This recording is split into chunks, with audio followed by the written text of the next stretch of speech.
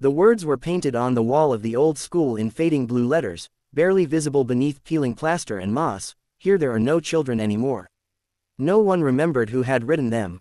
Some said it was a teacher, others whispered it was a child who had grown up too fast and left without looking back. The letters were uneven, as if the hand that painted them had trembled, either from cold or from something heavier. Every year the rain washed them a little more, but the meaning stayed, heavy and undeniable, like a truth no one wanted to say out loud. The village lay at the edge of a forgotten road, the kind that no longer appeared on maps but still existed in memory. Once, that road had been alive. It had known the sound of bicycle bells, the shouting of boys chasing a ball, the careful footsteps of mothers walking children to school. Now grass grew through its cracks, and in spring wildflowers claimed it entirely, turning what had been a path into a quiet meadow. Cars did not come here. Buses had stopped running decades ago. Even travelers with curiosity in their hearts rarely found the place, and those who did usually turned back after a short walk, unsettled by the silence. The houses stood as they always had, but they seemed smaller now, as if shrinking under the weight of time. Wooden fences leaned at odd angles, no longer straightened by strong hands. Windows reflected the sky without emotion, some broken, some boarded, some still intact but dark behind the glass. Curtains hung inside a few of them, faded patterns of flowers and birds frozen in a different era. At night, only 3 houses showed light. 3 elderly residents remained, bound to the village not by convenience, but by memory. Once, the village had been full. Children had filled every corner with noise and movement. They had climbed trees that now stood hollow and rotting. They had jumped into the river in summer, splashing until the adults shouted for them to come out before they caught cold. In winter they had turned the slope near the forest into a sledding hill, wearing coats too big for them, scarves knitted by grandmothers whose hands were always busy. Laughter had echoed across the fields then, carrying farther than any shout ever could. The school had been the heart of it all. A small, single-story building with creaking floors and a bell that rang louder than necessary. Inside, the walls had once been covered with drawings taped unevenly, maps of the world with corners curling, and photographs of class groups smiling at the camera. The desks were scratched with initials, dates, and secret promises. The teachers knew every child by name, not just the ones in their class, but their siblings, their parents, sometimes even their grandparents. Education there was not only about lessons, it was about belonging. When the first families left, no one panicked. People said it was temporary, that they were going to the city for work and would come back. Others followed, one by one, chasing opportunities, schools, hospitals, futures that the village could no longer offer. Each departure felt small on its own, almost insignificant. But together, they hollowed the place out, like water slowly wearing away stone. The last class at the school had only 4 students. They sat far apart in a room meant for 20, their voices echoing when they answered questions. The teacher tried to keep things normal, still assigning homework, still decorating the classroom for holidays. On the final day, she rang the bell even though no one else was there to hear it. When the children left, she locked the door carefully, as if that could preserve something inside. The key stayed in her pocket until the day she died. Years passed. The playground rusted. The swings stopped moving. Weeds pushed through the sand where children had once built castles and roads with toy cars. The river kept flowing, indifferent to the absence of those who had once jumped into it with reckless joy. Seasons came and went, marking time in a place where time no longer mattered. Old Nikolai lived in the house closest to the forest. He had been a carpenter once, his hands strong enough to shape wood into doors, tables, toys for children who waited eagerly outside his workshop. Now his hands shook when he tried to pour tea. He remembered the sound of children knocking on his door, asking him to fix a broken sled or carve a whistle from a piece of birch.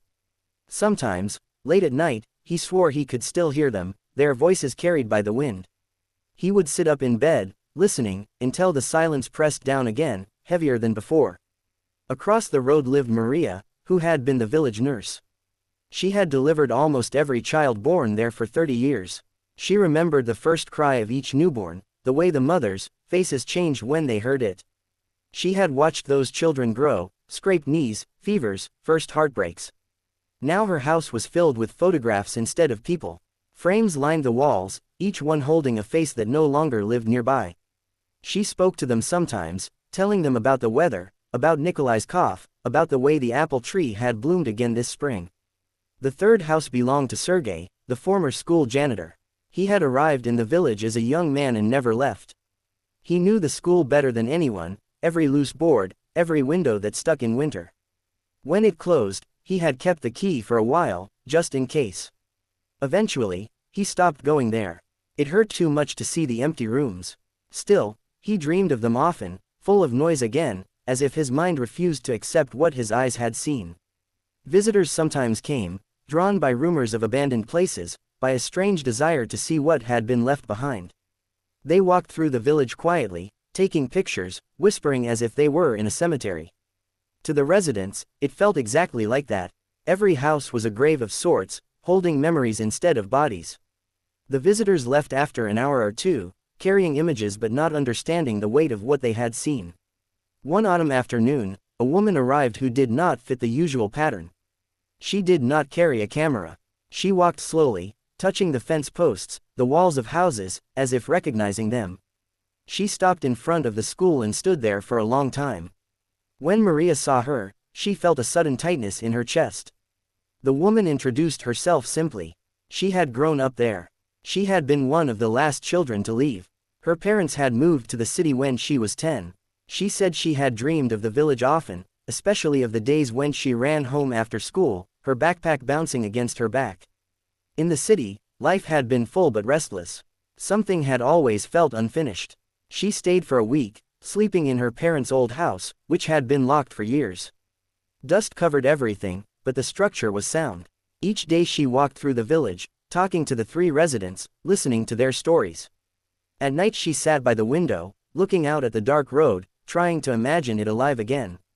On her last day, she brought a bucket of paint and a brush to the school. The old words were almost gone now, barely readable. She repainted them carefully, letter by letter, in the same uneven style.